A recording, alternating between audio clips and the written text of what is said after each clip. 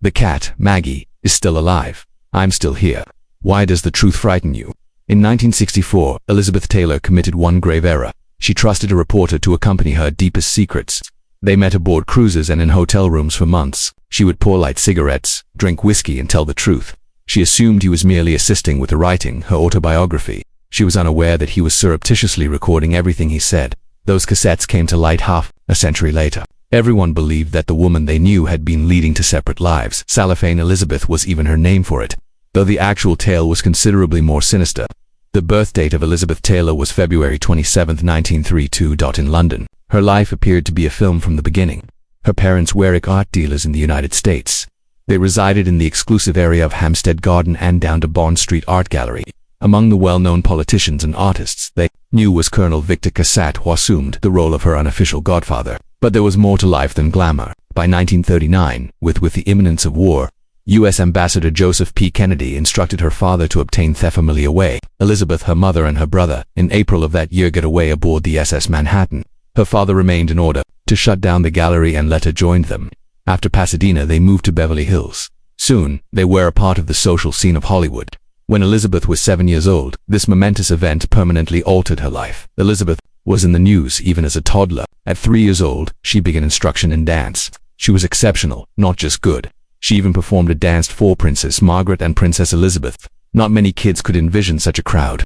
Her parents, it was made feasible by connections. Their entourage included her mother, who had been an actress. British high society was among them. When they arrived in Los Angeles, individuals who was previously aware of Elizabeth's aptitude, a Hollywood screen test was recommended by a friend. And nobody protested. Before she even made it to Hollywood, she had entertained princesses, as though celebrity had been anticipating her all along. Elizabeth landed her first film part at the age of 10 in 1942. One person is born every minute. She was signed by Universal Pictures for 7 years, yet they fired her after only one movie. They believed she appeared toothled and unappealing. To viewers, that choice proved to be a significanta. The others could see Elizabeth's star power. MGM selected her right away. The opportunity to mold one of the greatest stars in history was lost on Universal. After winning 2 Oscars, Elizabeth enthralled audiences for more than 60 years. The setback for Universal turned into a win for MGM. Elizabeth was signed by MGM in 1943 and everything changed. Hollywood. She starred in National Velvet in 1944 when she was 12 years old. In order to compete in the Grand National, she portrayed a girl who pretended to be a boy. The movie was a success. Elizabeth almost missed winning a special juvenile Oscar, behind Garner, Peggy Ann, but there was a cost to the post. For the role of Velvet Brown, to get taller, she had to adhere to a rigid schedule. She also tumbled off her horse, severely hurting her back while filming. She suffered that injury for the rest of her life. Nevertheless, she received the horse as a present from the producers. She became a star after the film. She was offered a new contract by MGM at $750 per week, which is a significant sum for a child in the 1940s. She was headed for legendary status. MGM, when Elizabeth was 18, organized her first union. It was to the hotel's heir, Conrad Nicky Hilton Jr. The studio aimed to maintain a clean and marketable image for her. They even purchased her wedding gown. However, behind the scenes, the marriage didn't work out. Hilton was violent and a heavy drinker. He once gave Elizabeth such a violent kick that she lost their child. The union lasted just 8 months. In January 1951, she filed for divorce from him due to mental mistreatment. Her innocence was destroyed by this marriage, which also demonstrated how studios exploited their stars for financial gain. Getting out of Hilton didn't bring about peace. MGM was incensed at the divorce. They desired to safeguard the image. Therefore, Elizabeth was disciplined. She was coerced into appearing in a cheesy romance comedy, 1952's Love is Better Than Ever. It was not her forte. The movie was detrimental to her career. It was an obvious message. If you disobey the studio, you will be sued. Studios handled their biggest performers, particularly women, in this manner. Picture was more important than happiness or safety. However, Ivanhoe made a change in 1952. Although Elizabeth didn't enjoy her minor part in the movie, it ended up being a big smash. In it made $1.3 million in 39 days. It earned $5.8 million in the US overall, and Canada, as well as $5 million elsewhere. Globally, that amounted to $11 million. It was that year's top earner for MGM, and a success in England as well. The movie received 3 Golden Globe nominations and Oscar nominations. Elizabeth's celebrity status was now indisputable. Audiences continued to flock to watch her even when she didn't enjoy a role. The Sam Elizabeth's personal life was undergoing yet another change this year. She was expecting a child with British actor Michael Wilding. Her first kid, but she was short on funds. She signed a new 7-year contract to be safe agreement with MGM. They gave her $4,700 every week, which is more than $55,000 per month. Today of the week, the agreement covered Wilding's employment and a home loan, but it additionally granted the studio even more authority over her.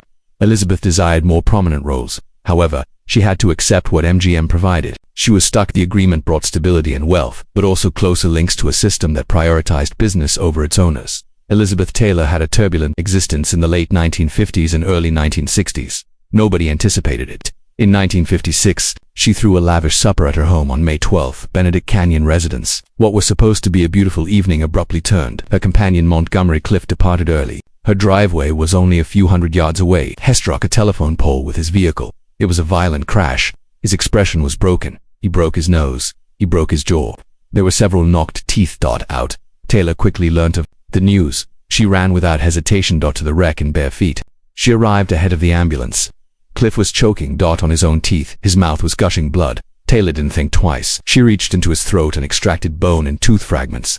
She preserved his life that evening, but Cliff's expression never returned. He was left by the accident permanently deformed. Nevertheless, her courage that evening turned into one of Hollywood's most potent tales of friendship had witnessed. However, her dedication did not end with saving his life. Following Cliff's career collapsed after the tragedy, he had lost his appearance. Studios contacted him, not covered by insurance. It was exacerbated by his increasing alcohol and opioid addiction. When MGM Taylor filled in when they abruptly declined to cast him in last summer of 1959, she sent a demand to them. She would either walk or they would cast Cliff. They went into a panic. Cliff was dangerous. Thus, Taylor took an unexpected action. She provided her own $500,000 in insurance for a wage. Back then, that was a fortune. Due to her, Cliff I got the part. The movie received several nominations for Oscars, and once more, Taylor demonstrated the lengths she would go to for a friend. However, despite her best efforts, she was unable to save him in the finish. Cliff passed away on July 23, 1966, from a cardiac attack. He was only 45. In Reflections in a Golden Eye, they had intended to collaborate once more. However, that dream passed away with him. Taylor was broken. She referred to him as her soulmate, the person who knew her best. His passing and the passing of her husband, Mike Todd, caused her to become even more. For the remainder of her life, the sadness and the guilt followed her. That agony was linked to her struggles with addiction and strained relationships. She had been happiest when she was with Mike Todd. On February 2, 1957, they were married in AAPULKO. They welcomed their daughter Liza in August of that year. Todd lavished her with affection and lavish displays. She once wore a diamond that he gave her since it was so big.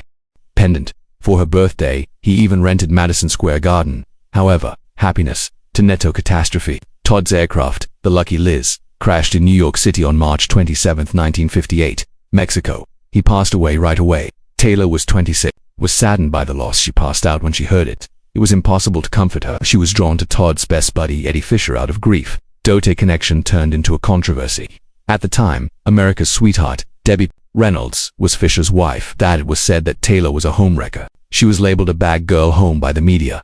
Quote, as Pfizer departed Reynolds for Taylor, the country looked on. In May, Fisher married Taylor on December 12, 1959. 3 hours after his divorce was finalized, although the marriage was destined to fail. Later on, Taylor acknowledged that she had never loved him. She said, during her anguish, he served as a crutch. They led a lonely life together. She even made an attempt, desperate to get away. He swallowed sleeping pills in front of him to put a stop to it all. However, she lived and she sincerely regretted everything. As everything collapsed, Fisher became darkly envious. In 1961, Taylor fell in love with Richard Burton. She was threatened by Pfizer. He repeatedly stood above her while she slept, pointing a gun aimed at her head. She was too beautiful to shoot, he whispered. He would observe every time she attempted to use the gun, stroking her arm, and repeated the threat to go to sleep. At last, she ran away, leaving him behind and taking her kids with her. Taylor detested Butterfield 8, the movie for which she received her first Oscar in 1961. She only accepted the role in order to complete her MGM contract. The victory seemed pointless. She felt that the Academy's award was given to her out of compassion. In that year, she had almost pneumonia killed him. She stopped breathing 4 times after undergoing a tracheotomy. Even news organizations covered her accidental death. People viewed her victory and survival as a reward, not her acting, but the trauma. Between 1958 and 1964, Elizabeth Taylor experienced more suffering and drama than most people experience in their lifetime. The public referred to her as the most despised lady in America. She was followed by protesters. Hate mail was sent and threats of death at her performances. Signs say, "Liz, go home." Despite everything she lasted, "I am a survivor, a living example of what," she subsequently stated, "people can endure hardships and come out on the other side," and she was just that. When Cleopatra was released in theaters in 1963, it was more than a film. It was an earthquake in Hollywood. After soaring to $44 million, the budget would be more than $426 million today. Never before had anyone spent so much money on a movie. 3 o'clock for more costly than Ben-Hur. The expense almost brought 20th Century Fox to ruin. The budget was as crazy as the pandemonium behind the scenes. The director was let go. Costumes and entire sets were discarded and recreated. During the London filming, Elizabeth Taylor nearly passed away from illness. To save money, the production had to relocate to Rome. However, it wasn't the gold-covered sets that truly drew attention from around the globe. That's what took place between Richard Burton and Elizabeth Taylor. They fell for each other on that set. Their romance grew to be more significant than the movie itself. The head of the studio, Burton, even received a letter from Darryl F. Zanuck, referring to them as a combination viewership to the movies to see the intensity that had captured Hollywood's attention, as addition to the picture itself. That enthusiasm prevented the studio's demise. In addition to appending gossip columns, the relationship prevented Cleopatra from in its tracks. Their affair burst into the public eye at the beginning of 1962. Both were wed at the time. Eddie Pfizer was with Taylor. Sybil was with Burton Williams. Then came the picture that made all the difference. An image of the Meniscia hugging aboard a yacht. The media exploded. Stars were suddenly unable to conceal their personal life no more. Because of how big the scandal was, 20th Century Fox stopped filming. The cost of a daily vacation was an astounding $100,000. In the 1960s, individuals fall from tiredness on set. After being so unwell, the production manager left and passed away shortly after. Burton's journal revealed countless passionate evenings. He referred to Taylor as having an ongoing one-night stand, even when they continued kissing as though no one else was around until the cameras stopped. The scandal transferred a problematic movie into a worldwide sensation and permanently altered the way the press in Hollywood operated. The drama continued beyond Hollywood. Many people were incensed as the entire globe watched. The Vatican. 1962, the newspaper criticized Taylor because she loved it. It accused her of erotic vagrancy. Burton, when he was still married, their affair was said regarded be an insult to the nobility of the fireplace. The indignation garnered international attention. A few Americans, because of their moral deterioration, legislators even proposed prohibiting them from returning to the United States. Their love affair came a representation of both excess and freedom. They needed to tighten safety on the set. The FBI's Italian branch became engaged when threats were intended to harm Taylor. Burton and Taylor, however, refused to give up. Taylor got divorced. Pfizer, 10 days after her divorce on March 15, 1964, she was in the end. She wed Burton in Montreal. The world viewed it as a triumph for a great scandal and love. They were the most discussed pair of their time. Taylor's romantic life wasn't the only thing that made headlines. She broke Hollywood's wage regulations as well. Cleopatra was the first actor, male or female, to receive $1 million for just one movie. She continued after that. She was able to earn $50,000 per week in overtime compensation. Although the filming was supposed to last 16 weeks, it took 12. Taylor made around $7 million at the end. That would be roughly $60 million today. She also received a portion of the movie's earnings. No star had ever completed that already. Actors in the future took after her. Taylor's commercial acumen mirrored her celebrity status. She even worked out some of her agreement with Eddie Pfizer in her bathtub, giving him hair requests. Fox accepted, and she raised a glass of champagne. She broke the ceiling for women in the film industry and altered the way that celebrities would be compensated in the future. According to Richard Burton, revealed his intense obsession with Taylor in his diaries. He composed about her beauty in poetic and unvarnished ways. He gave her a fantasy name, Lovely, and described her unique and perilous beauty. He explained her body in detail, including her form and lips. He said in one note that she was stunning beyond pornography's wildest fantasies. She was an agony in the heart, he wrote, stomach while they were not together. He believed she had improved him as a man, yet acknowledged that he was totally fascinated by her.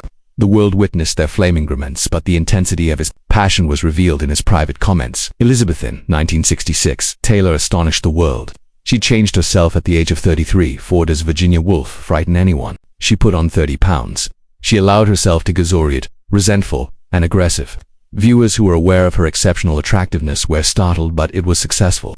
The movie won 5 Oscars out of 13 nominations. Shu Han her second Oscar for Best Actress. All 4 of the primary actors received nominations, something that has not before occurred. The unvarnished, violent tale of Avery rule in American film was violated by a shattered marriage. In 2013, decades later, it was kept as a cultural and historical asset by the Library of Congress. That film demonstrated Elizabeth's willingness to take any and all risks for her work. Off-screen, her life was equally demanding. Richard Burton and she had a happy marriage, with furious altercations that rendered even pals incoherent. In his diary, Burton wrote regarding a fight in 1969. Intoxicated and enraged, Taylor struck him in the head with her fingers were ringing. "I would have killed any man who did that," he stated. They were vicious in their disputes. She blamed him for everything. Intoxication, deception, arrogance and avarice. Their battles were more intense than their love. Friends frequently unsure of whether to intervene or flee. Much of their suffering was fueled by alcohol. Burton described how Taylor would fall asleep high and speak in a baby voice like an insane child. At breakfast they began drinking, and they continued until they fell asleep. Taylor later acknowledged that while in the hospital, she combined Jack Daniels and Dumerel. She stated it left her in a kite-like position. It was impossible to talk. She was too crazy to follow. They were almost ruined by their drinking. By June of 1974, though the first divorce occurred, Burton was devastated. "This woman is my," he wrote. Life. Their breakup garnered international attention, but they were unable to maintain their separation. They got married again in Botswana 16 months later. Taylor wore feathered green clothing. Burton had on a pair of red socks and edged shirt. The ceremony lasted for 20 minutes. They raised a glass of champagne by Throver. The world hoped it would finally bring about peace, but the cracks quickly became apparent that the second marriage ended in less than 9 months. In February 1976 they were split up. In July, the divorce was finalized. The same issues, alcohol, jealousy, explosive battles resumed. They couldn't be saved by any amount of desire. Then, before passing away in 1984, Burton got married twice. More. Taylor got married twice. More. Their tale turned into a myth of short-lived love. In 1976, Taylor married John Warner for the second time. She initially supported his Senate campaign. People flocked to see her, but she felt lonely and bored in Washington. She felt confined and abandoned as Warner concentrated on politics. Like wearing purple to a concert, she subtly rebelled. Lunch of a Republican lady when instructed not to. She described that period of time as dull, undisciplined. By December of 1981, they had split up. In November, the divorce was finalized. 1982, during that marriage, her spirit and health collapsed. The depression struck hard. People started chatting about her weight gain. Even worse, she started taking additional drugs and have a drink. 3. Physicians wrote 1,000 prescriptions for her between 1983 and 1988 for 28 medications. An expert who studied the doses said she must be dead since they were so severe. She combined whiskey with chardonnay at night. She took Valium and sleeping pills. She would awake in a stupor, stepping up against barriers. She admitted that she would have perished on her own without assistance. Her family provided assistance. Rhodey McDowell, her brother, and her children put on an intervention. They pleaded with her for assistance. After one last night, she consented. She checked herself into the Betty Ford Center in December 1983. She was there for 7 weeks. She told the truth. "My name is Elizabeth. I suffer from alcoholism and addiction." It made her feel humble. She was in the same room. She performed household tasks. However, it kept her alive. Additionally, it encouraged a lot of additional people to seek assistance. Throughout it all, Taylor disclosed something that few had anticipated. She took a drink because she was timid. "My shyness is terrible," she added. "I drink to be brave," but the alcohol thought facilitated her speech, made her feel worse. She drank a lot without appearing inebriated, which further exacerbated her dependence. For over half a century, 40 hours lost in an attic were some of Elizabeth Taylor's most personal thoughts. From journalist Richard Merriman, documented between 1964 and 1965, these intensely private interviews while she was ghostwriting her autobiography. He had taken a recording of her unfiltered voice from their meetings at the Beverly Hills Hotel, on ships traveling across the Atlantic, as well as in smoke-filled secret compartments. The tapes were never intended for public consumption. Following Merriman's passing in 2015, the tapes were discovered by the widow among his belongings. The Taylor estate by 2019 retrieved them at last. Those same tapes became the focal point of the HBO series in 2024, Elizabeth Taylor documentary, The Missing Tapes. For the very first time, anyone could listen to Taylor as she was real, genuine, and unguarded. Taylor, Elizabeth had no clue that her words would ever reach anyone outside of Merriman. More than 40 hours soft dialogue, she revealed things no one had anticipated. Several times she that's off the record, or you can't use that in the book. She believed she was in charge. She spoke so freely because of this. Her regrets about failed marriages, her heartache with Eddie Pfizer, and the suffering that comes with being famous are all documented on tapes. She shared accounts of intimate times with James Dean and the horrifying torture she endured in her first marriage, excluded from her published autobiography. According to Nanette Burstein, the director of the documentary, Taylor would, if she had realized that the world would eventually pay attention, she would never have spoken these things. Alcohol also had a role. There was always champagne, whiskey, and drinks. Companions throughout the interviews, whether in nightclubs, hotel rooms, or the smoke swirled and the glasses clinked, even on a house. The drinks made walls fall down. Taylor was moved to tears, laughter, and confession by them. Brutal truthfulness. Interviews were reduced to sessions. They were a glimpse. Enter the lonely, stressful life of a star. The disguise appeared to be removed with each drink, abandoning the actual woman. The atmosphere is nearly palpable while seated across from C revealed the details of a life spent in the spotlight while seated at a table covered in empty glasses. Under the surface, Taylor struggled with her personal issues. She said that she felt like a scam despite the fact that she was regarded as one of the most attractive ladies in the world. She described to Mary how she felt on the inside like a scared young child, compelled totally on an adult life. She felt self-conscious about her appearance and embarrassed that people I respected her for it. The 8 weddings to 7 men, the controversies, the headlines, all of which gave her the impression that she stood for something negative. Her deep wounds were left from the first marriage, which ended in violence and a tragic miscarriage. Behind the glitz, she bore the weight of a childhood influenced by celebrity and studios. The most notable aspect is Taylor's self-description. She claimed that she had 2 personalities. The Elizabeth Taylor her family was familiar with was a woman of flesh and blood. Additionally, there was Elizabeth Taylor, the person she too as cellophane. That was the final product, the Hollywood production that millions of people saw but that none. She continued, because of this divide. The true Elizabeth yearned for affection and a varied existence. Elizabeth, dressed in cellophane, braved the rumors while grinning for the cameras. Even Tim, her helper Mendelssohn, could see that she kept these 2 sides distinct. In 1985, though the world was terrified, AIDS was rapidly spreading, but people didn't. Rock Hudson, a close friend of Elizabeth Taylor, passed on that year. From the illness, it permanently altered her. While the majority of stars remained quiet, being distant from the emergency, Taylor took an alternative route. She raised her voice. In 1985, she was a co-founder of the AIDS research nonprofit, AIF. She made use of her celebrity to bring attention to a condition that many were afraid of. However, Taylor worked. In addition to talking, she contributed to raising almost $325 million for study. She provided assistance to more than 2,000 scientists worldwide. She founded the Elizabeth Taylor AIDS Foundation in 1991 in order to provide direct treatment for patients. Her work saved lives. She did more than raise funds. She altered the way people witnessed AIDS and its victims. When most people fled, Taylor moved forward. Fear and hatred surrounding AIDS. A lot of stars stayed away from it. Taylor, however, was unique. AMF's Dr. M. Vin Silverman described her as stellar star when everyone else ran. She went to see patients. She oversaw fundraising events. She invented assistance in a speech before Congress. She opposed inequitable laws such as ST 1987, U.S. visa prohibition for HIV-positive individuals. She put her own reputation at jeopardy. However, she was indifferent. She made the truth visible to everyone. She evoked empathy in others. Concerning the ill, she became a leader in celebrity activism because of her bravery. Taylor was more than just a movie star. She was also a savvy businesswoman. In 1987, she introduced her debut fragrance, Passion. Diamonds appeared in 1991 that sent Beckham a huge hit. White diamonds earned $1.5 billion by 2018.